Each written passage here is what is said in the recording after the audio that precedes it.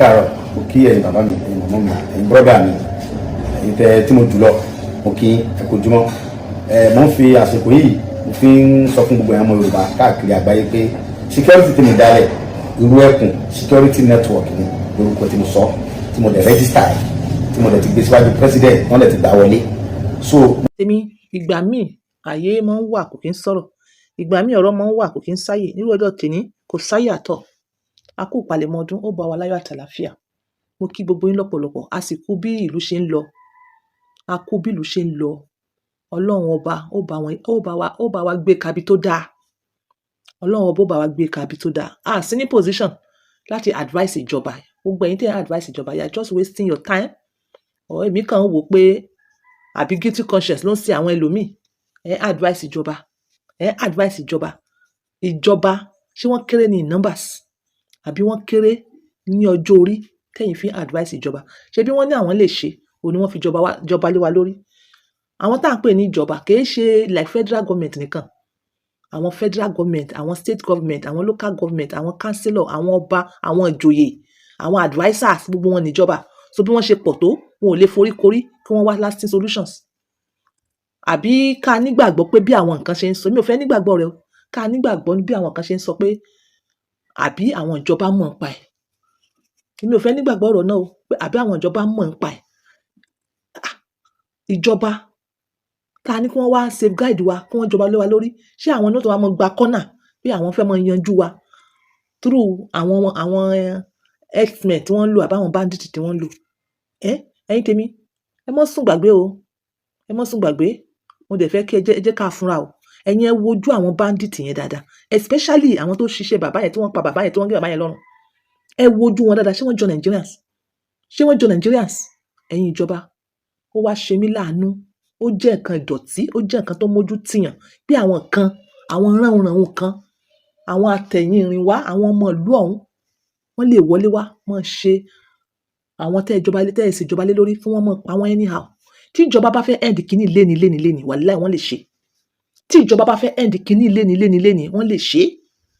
Bẹ́ẹ̀ ṣe pọ̀ tó yẹn ìjọba, ẹ foríkorí náà. Ẹ wá lasting solution sọ̀rọ̀ yìí náà. Ṣé Ọlọ́run máa sọ̀kalẹ̀ wá ni? Tá a bá sọ pé Ọlọ́run bá wa ṣe, like that is a poor man's prayer. Poor man prayer. Ọlọ́run gan wò yín ó ń rẹ́rìn-ín. Ó ń rẹ́rìn-ín because àwa là ń ṣera wa, kò sí nǹkan tó kàn lọ.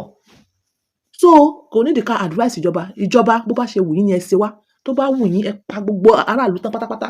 Ká wà wọ́n tó kù tẹ́ máa jọba lé lórí. Ẹ̀yin tèmi, that is by the way. Mo sọ yẹn ni gbogbo àwọn tó wá kú in this course.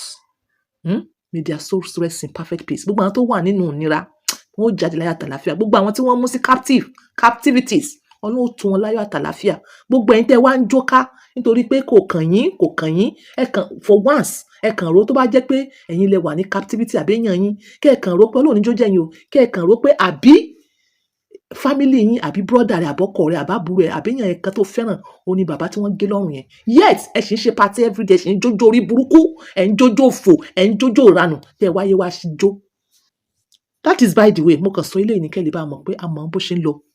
Ẹ mọ̀ sọ wípé hajj àkóso kan tó kàn àfi ọ̀rọ̀ ọkùnrin àfọ̀rọ̀ kínní kan. Mo gbé yẹn tì. Ìjọba do the needful. Ẹ̀yin tètè mi. ẹ káàárọ̀ mo kí ẹ̀yin bàbá mi ẹ̀yin màmá mi ẹ̀yin bọ́dà mi ẹ̀yin tẹ́ tí mo jùlọ mo kí ẹ kú ojúmọ́. Mo ń fi àsìkò yìí mo fi ń sọ fún gbogbo ẹ̀yin ọmọ Yorùbá káàkiri àgbáyé pé security tí mo dálẹ̀ irú ẹkùn security network ni lórúkọ tí mo sọ tí mo dẹ̀ register tí mo dẹ̀ ti gbé síwájú president wọ́n dẹ̀ ti gbà wọlé. So mo wá ń fi àsìkò yìí rọ gbogbo ẹ̀yin ọmọ Yorùbá tẹ́ jẹ́ akíkanjú tẹ́ jù mí lọ àtẹ́tẹ́ mi náà jù lọ tá a fẹ́ jọ fọwọ́sowọ́pọ̀. So mo fẹ́ kẹ́ jẹ́ ká jọ fọwọ́sowọ́pọ̀ ká jọ bọ́ síta láti flush gbogbo onú rìsáàfù wa because a gbọ́dọ̀ fàyè gba àwọn pípù yìí wọ́n gbalẹ̀ wa. Géèmù náà dẹ̀ fẹ́ gba òṣèlú nìyẹn bọ́n ṣe ṣe láyé ìjọba Jonathan nìyẹn tí wọ́n lọ káwọn Boko Haram wá pé kọ́mọ díẹ̀ pé kọ́mọ da ìjọba láàmú. Wọ́n tó fẹ́ ṣe ni pé wọ́n fẹ́ da ìjọba bàbá Tinubu láàmú láti pé kọ́mọ sọ pé ẹni pé gbogbo ògbóró wa òkè ilẹ̀ Yorùbá gan fararọ́ àwa la Yorùbá là ní gbà torí bàbá tí ń ṣèjọba Yorùbá ni o àwọn bàbá dẹ̀ ní ọmọ ẹni tí ní bẹ̀rẹ̀ káfílẹ̀ kẹ̀ sí ìjọba ẹlòmíì. So ẹ mọ̀ jẹ́ ká fàyè gba àwọn criminal olóṣèlú tó ń kó àwọn terrorists sí abẹ́ torí terrorists lè ti máa ń pààyàn tí ń jiyàn tó terrorists ni second stand ó lè wọ́n jẹ́ fúlàní nìkan gan.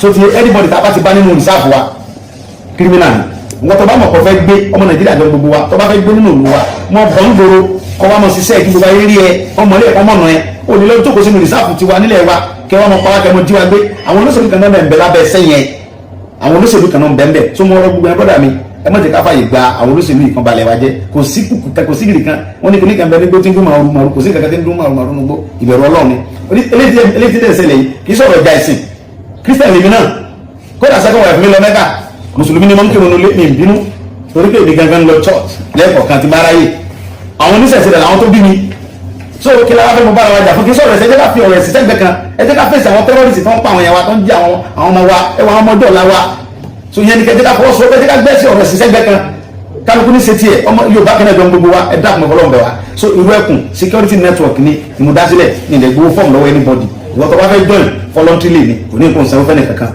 so a lè máa fi phone number àwọn coordinator state kọ̀ọ̀kan sílẹ̀ tẹ́ pé wọ́n connect mọ́ coordinator local government yẹ tó lọ join ìwọ́n tó bá wù ní o voluntarily ni o kì í ṣe by force o so tá a bá lè ti ń ba lọ ìjọba máa support wa wọ́n ní tọ́mọ bá sí apá òbí àgbè àwa la ní nǹkan wa ọmọ onílù nífẹ̀ẹ́ ó túlà wa ẹjẹ́ àtọ̀ fọwọ́sowọ́pọ̀ ẹ má jẹ́ ká máa dúró ní pé báyà nǹkan níka ẹjẹ́ àtọ̀ fọwọ́sowọ́pọ̀ kájọ jáde tán láti flush gbogbo nu rìsáàfù wa pátápátá anybody tá a bá ti bá nu rìsáàfù wa criminal yẹn kí ló ń wá nu rìsáàfù wa òṣèlú ni wọ́n ń lo àwọn tó dẹ̀ ń bẹ́ẹ̀ nu sẹ́yìn tó ń bẹ́ẹ̀ ń di òṣèlú yẹn wọ́n fẹ́ fi gbàjọba bàbá Tinubu jẹ ẹ̀ lè ṣe bẹ́ẹ̀ ẹ̀ lè gbàjọba bàbá yẹn jẹ yóò ṣe second time torí pé nígbà táwọn kan ti sin tí wọ́n tán second time kọ́tẹ́ tó mú wọn ẹ̀ wá lè gbé àwọn terrorist yìí tẹ̀ ń bà mí jẹ́ káàkiri ẹgbẹ́ wá sílẹ̀ Yorùbá lọ́dọ̀ tí wọ́n bí i nígbà tó mọ̀ rọ̀ wá ẹ̀dá kan jáde fọwọ́sowọ́pọ̀ irú ẹkùn security network ni orúkọ security tí mo dá sílẹ̀ tí mo lè ti gbé fún president tó lè ti tẹ́wọ́ gbà so now ìdẹ̀gbọ́ fọ́ọ̀mù lọ́wọ́ anybody kò sí bẹ́ẹ̀ kankan sanwó fọ́ọ̀mù wọ́n tó bá fẹ́ join voluntarily ni àdẹ̀jọ́ sí ni nígbà tó bá fi tó a month ẹ̀rí pé gbogbo ilẹ̀ Yorùbá ó free tí ò ní sí nǹkan kan mọ́ lágbára Ọlọ́run